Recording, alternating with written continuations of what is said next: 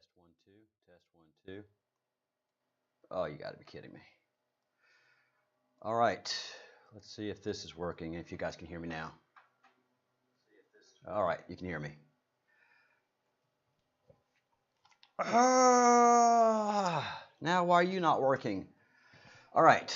Sorry about that. Yeah. Let's see. Angel Hope, Epic, and myself are all suffering weird technological issues. Epic, are you in the house?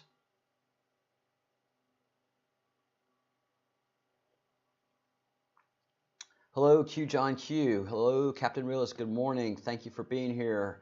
As you can see, Captain Realist is a moderator. Good morning, Joshua. Thanks for coming back. Q John Q, you appear to be new. What we are doing here, and it also appears that you may know something about the Q.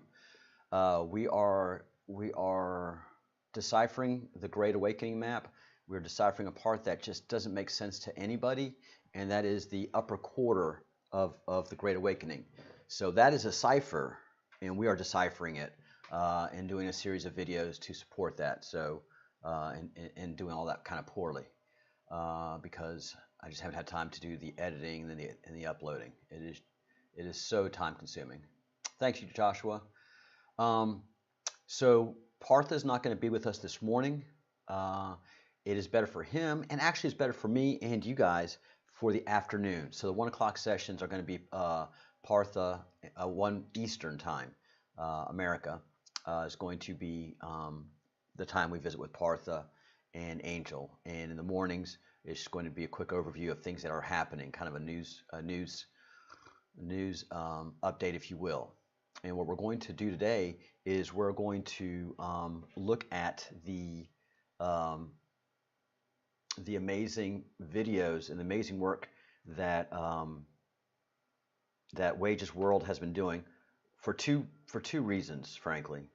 One is that I just haven't had time to watch his videos, and he's producing amazing work. This is it, you know. This explains everything that we're seeing and feeling, and so strap on.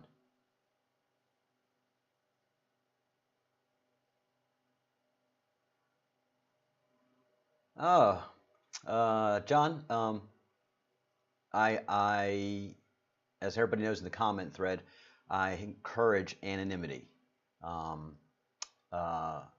very, very much. And hello, Johnny 2020. And so the beauty of the Q is the anonymity of everybody that's out there. You know, anonymity to the government, who gives a flip about that? But it's the anonymity to Antifa and leftist militant organizations like Black Lives Matter, that our anonymity scares them more than anything else, quite frankly.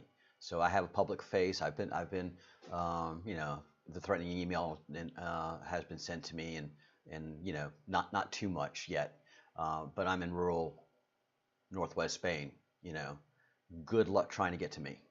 It's going to cost you. Yeah, strap on. Definitely strap on. So John Q, John Q, and I'm going to call you John Q here. And we got John 2020. I am prior military as well. I was in the U.S. Army from 1984 1986. Served under Reagan. Very proud of that.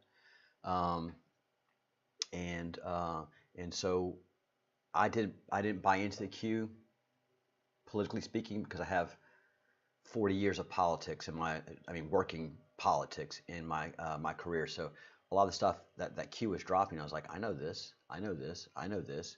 So prior Q had no value to me until I happened upon or was pointed to the Great Awakening map, and then I saw part of there that made absolute sense to me, and is not part of a government ops, and then a master of astrology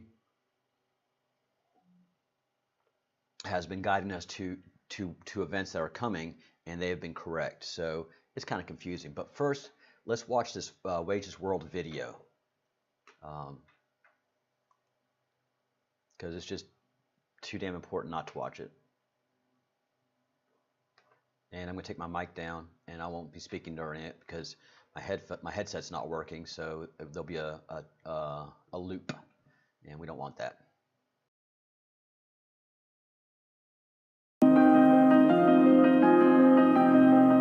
Okay, guys, I'm really tired, but I want to show you guys this real quick, okay? I know I just posted a few minutes ago or a couple hours ago, but I really want to show you this because I don't know what this is. All I can tell you is I'm seeing an object of some sort, UFO, planetary object, or whatever, from two different satellites 4 days apart from each other. And that's why I'm showing you this graph right here. What this is it's our inner solar system looking down from on top. Okay, so I'm going to show you a couple captures, one from our viewpoint from SOHO LASCO C2, and another from Stereo A over here. And I'll explain more as we go on here, okay? So I started looking at these tools again, okay, after I posted my video, and I see this. And I'm looking at this thing, and it's really small, okay? If you guys can tell that it's small, right? And most people wouldn't even catch this, unless you were really looking at these things and dissecting them, which is why that's how I found it, Anybody can do it. You just got to really dissect it and really dig in. And I want to say this too. There's no filter on this. This is straight up raw, all right, with just some arrows. So what you're looking at is a sphere or orb, a small extension going up like that at that angle, and a larger one going down at this angle. Now this is from our point of view, and this is on the first. Okay? That is an orb or a spherical shape, a small extension, a larger extension down that way, and this was on 528 from Stereo A. Millions of miles away. So, and if you're looking from the side, you would expect that object, if it's the same as the other, to be there. Because this is from the side, that's from the front. So it would line up, is what I'm trying to say, or close to it. Because this is like 3 or 4 days apart from each other. And when I seen that, I knew I'd seen it before because it was here. And I showed you guys this already, this one. And this tool tried to pick it up as a CME, and I'm not sure that it actually did blow a CME at it, but this tool definitely seen it. Okay, and then this one here, I guess possibly could have helped instigate that CME. I don't know. I don't think it did because that CME there kind of was going towards the backside, and I don't think this object is on the backside. I think it's kind of more so on the front. I could be wrong on that, but what the heck is that, guys? So I know what everybody's thinking. Is it Mercury? Is it Venus? What's going on? Well, let's take a look. This is solar system scope, okay? And so if we look down on Earth right here, and we look forward from our viewpoint, there's absolutely nothing here close to the sun, okay? Now, looking at this, you're probably thinking, well, maybe it could be Venus. Mercury's way over here. You can just take Mercury completely out of your mind right here on this one because it's so far off that there's no way that it could be that, okay? And so it possibly could be Venus just by the alignment here, right? Well, let me show you something. So this right here is our view. I showed you this already, but it was black and white, okay? There's absolutely no planets on here. Definitely nothing close to the sun. So this is LASCO C2. Now, if we look at LASCO C3, which all that LASCO C3 is it's a more zoomed out view, okay? But remember, the object we caught was the zoomed in view. So when planets come across these satellites like this, okay, this is how it picks it up. That's Venus. Notice how far to the north it is. It's nowhere near this occulter, which is where the other object was. Okay? Plus, the light beams coming off from the reflection of light there, that's the way the camera interprets it, is horizontal, not more vertical. So it's not Mercury, it's not Venus. What is it? There it is. Okay, guys? I mean, I don't know what else to say about this tonight. We can look at that one there. And without even using a filter, guys, I mean, it's crazy. I mean, when I showed you guys this, I even broke it down to, showing you the segments. You can see little segments up in there. So what is that? It looks like a UFO to me of some sort, but that would be a gigantic UFO. If it's even being looking out there, like if it's close to the sun, that would still be a gigantic object. So if they're actually able to have a UFO that big, man. But, or is it some new planetary body we haven't discovered yet until just now? Who knows? I really think that there's something there, guys. Now, Scott did a video, too, here showing the bigger object that showed up during that CME. But this is a smaller one, and it matches the other one from Stereo A. Just the fact that they match each other should explain to people that something was there. Because it's two different satellites, a million miles apart from each other, on 3 different days, or 3 days apart, seeing the same object. No way that that's a coincidence, or no way that that's not something that's actually there. So I am going to end it here, guys. I'll try to keep an eye on it. If anybody has any ideas what this is, please let me know. God bless. Yeshua saves, and you can drink this Kool-Aid.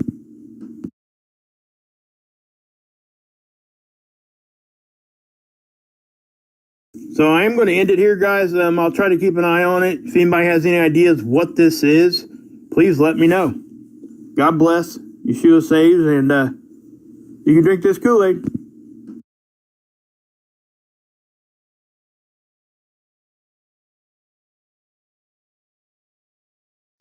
So yeah, for anybody that needs any interpretation, he does speak Southern, and I am fluent in Southern.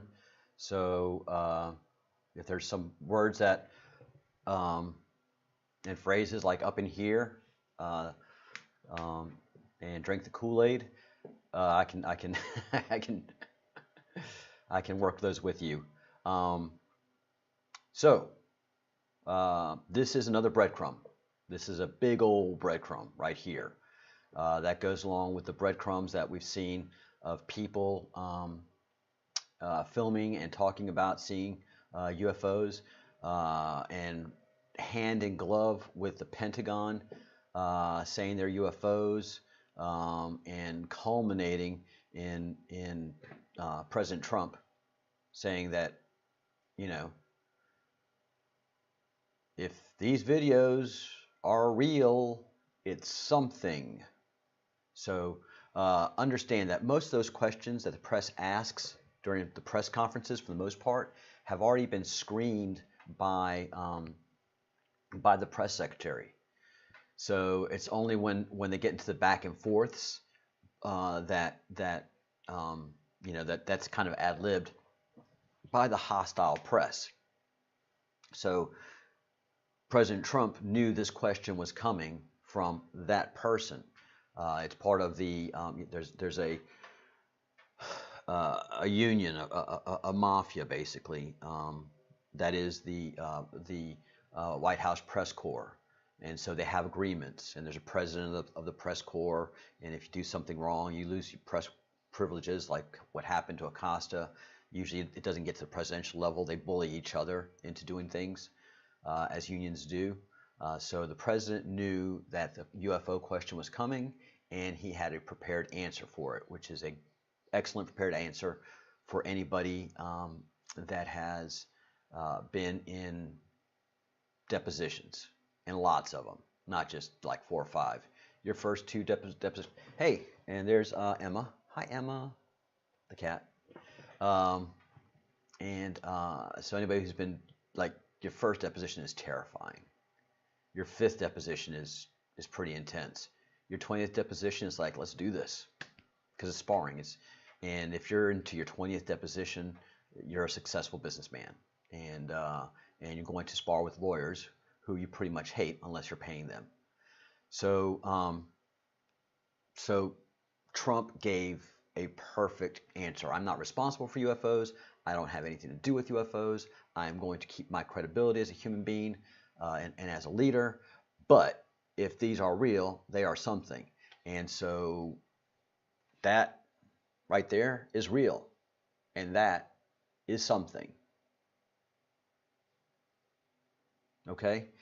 So Breadcrumbs Project, with independent research from great people like Partha and Wages World,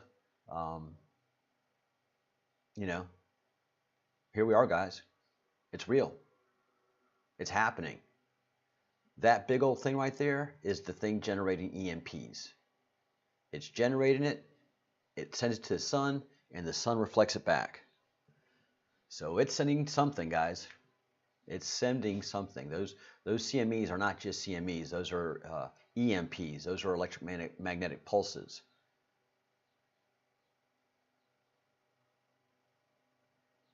Yeah, I think you're right. Gaining energy. I think they're going to get more intense and more intense as time goes on. Oh, the moon? The moon is crazy. Hey, K8K, and hello, Nemesis. Hey, Michelle. Oh, I'm so sorry. I know you're suffering through all of this because your frequencies are so high. Um, yeah, it is tough for people like you. So here we are, and members of the Q, look, the Q is not just that political entity, okay? The Q is way bigger. The Q is a small part of the Great Awakening, and I've made the point. The Great Awakening map, the Q key, as many people call it. This guy right here. The Q is at the bottom, down here, and it just all goes north. The information goes north. Partha talks north. North is so important. So Q leads directly to the Great Awakening. Free energy, 0 point, which is what Angel talked about heavily yesterday and very intelligently. And then it comes north to the Great Awakening.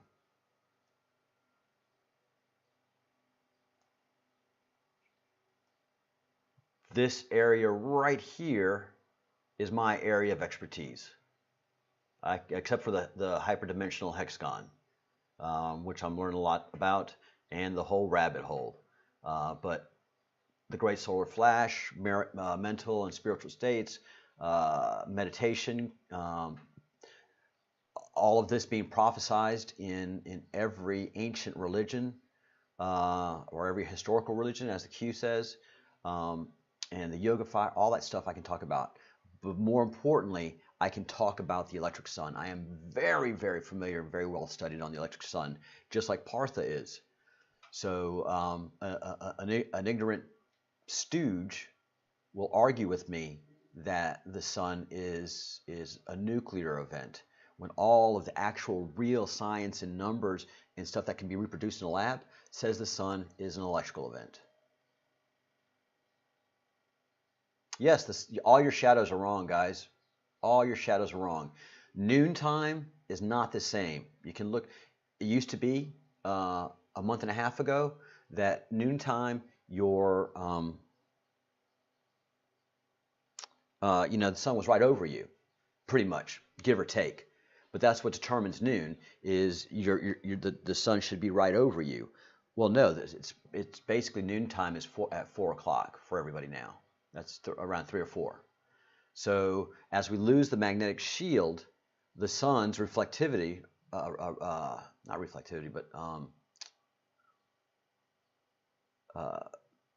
the angling that does when it goes through refraction, the angle that the sunlight goes through, as you see in a pool. The sunlight comes like this, and then suddenly changes an angle. Well, our atmosphere, which is 70% water, does a refraction. But as we lose more atmosphere and more of our magnetic shield, that refraction goes away.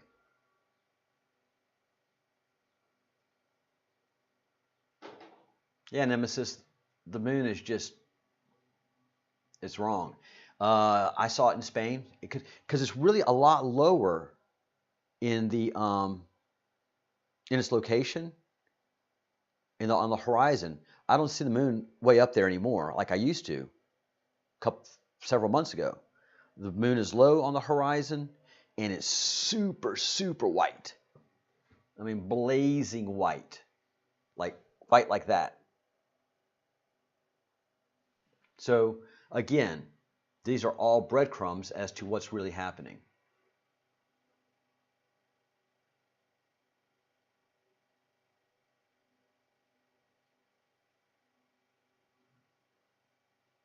They are here.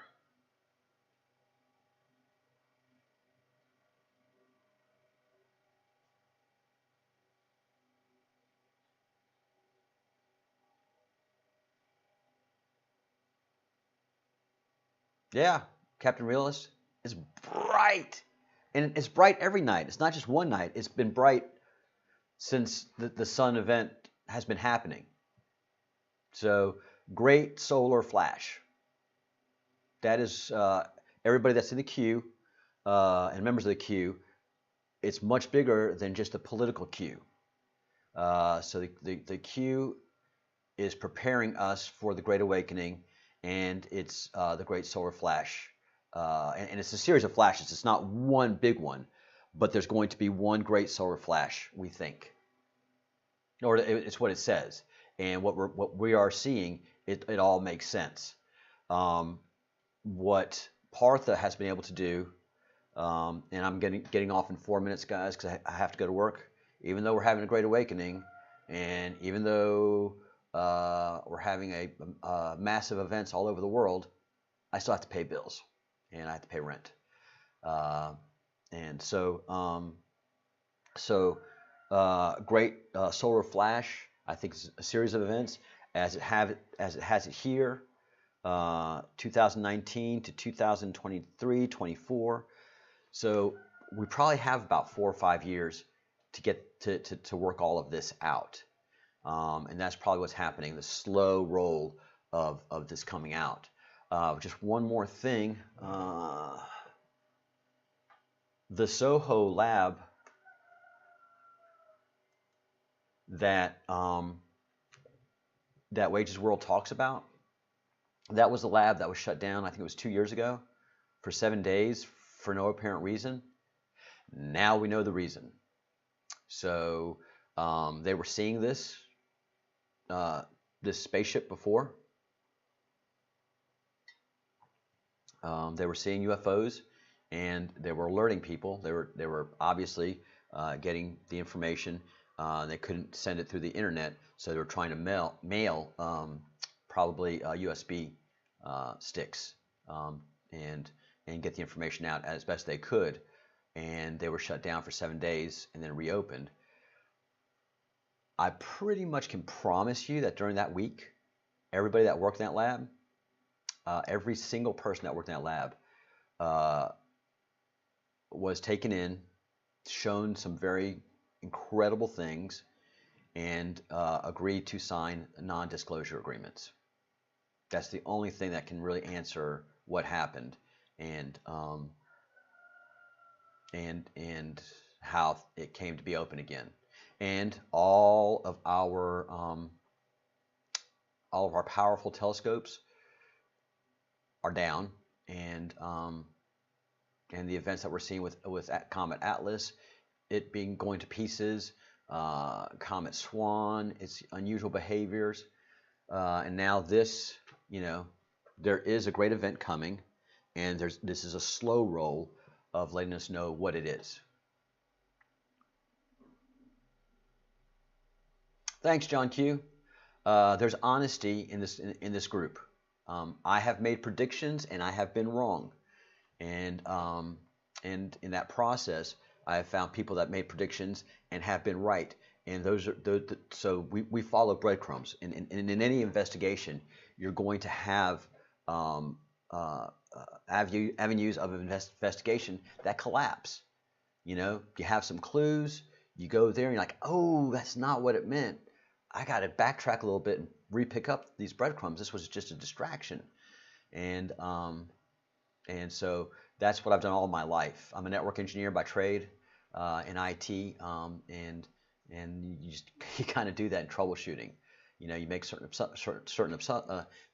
assumptions, and then as you go troubleshooting, you either find out if you're right or wrong, and more often that you get right is how you increase your career, and then they pay you the big bucks for running a network because you know how all of it works.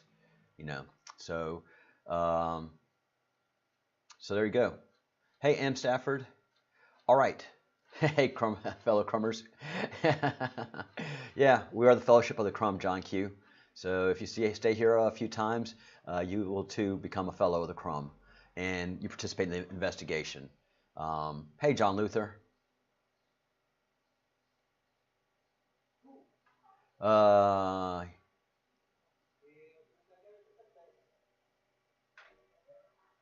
Wow, Michelle, that's very powerful. Oh, John, you definitely are. We're not a hive mind. We disagree and argue in here a lot. There's people in this that are Fellowship of the Crumbs that do not like Trump. Nemesis, one of our mods, has a different view of Trump completely than most of us, and she's still a mod, and we're all good. Because I don't want to be in a hive mind. I need people to disagree with me so that we can give validity to our theories and then be able to present solid information like I'm doing here with Wage's World. Wage is not a UFO guy, and you can hear in his voice, he's country. He is country. And when you're country, you're a skeptic of everything. You don't mind saying bullshit. But when you're a skeptic in the country, somebody shows you that, well, no, I'm not really full of bullshit. I have the receipts. I got the proof. And they're like, damn, boy, you're on something. And there you go. Wage is like, everything I can say that's natural does not explain this. So it is unnatural. And if it's unnatural, it's an unidentified, it's flying, it's a UFO. And it's doing something. All right, guys, I have to sign off. John, what I'm doing now is when we do a presentation of any kind, I close the live stream down, but then immediately I open another one up just for conversation purposes so people can interact basically. Because when you come in new to this, you have a lot of questions like you do. Well, everybody that's in the chat room right now is very, very, very up on the things that I talk about. Pretty much I said, does anybody have any questions? And nobody has any questions because we're all up on what we're talking about. Does anybody have disagreements? So that's how we do it here. Thank you, sir. Thank you. Right back to you, and a very strong salute to you. Yeah, thank you, Michelle. Much love to everybody here. Love and light, guys. And John, let me introduce you to something that we do here, and it is Bongo Madness, better known as Cha-Cha-Cha. All right, guys, I will be seeing you in a little bit on another as I build the next live stream for chatting purposes, and then I gotta go to work. I gotta pay the bills, people, and then we'll do that 5 p.m. Eastern. And Parth is going to be on our 5 p.m. Eastern, so he is going to from now on the evening shows are going to be Partha or Angel shows, and then the morning ones are going to be news updates that I have to bring to you. I'm a news show now. All right. A green screen. I need reporters. Ah, that's great. Think good thoughts, do good deeds, and say good things. That magical number 3.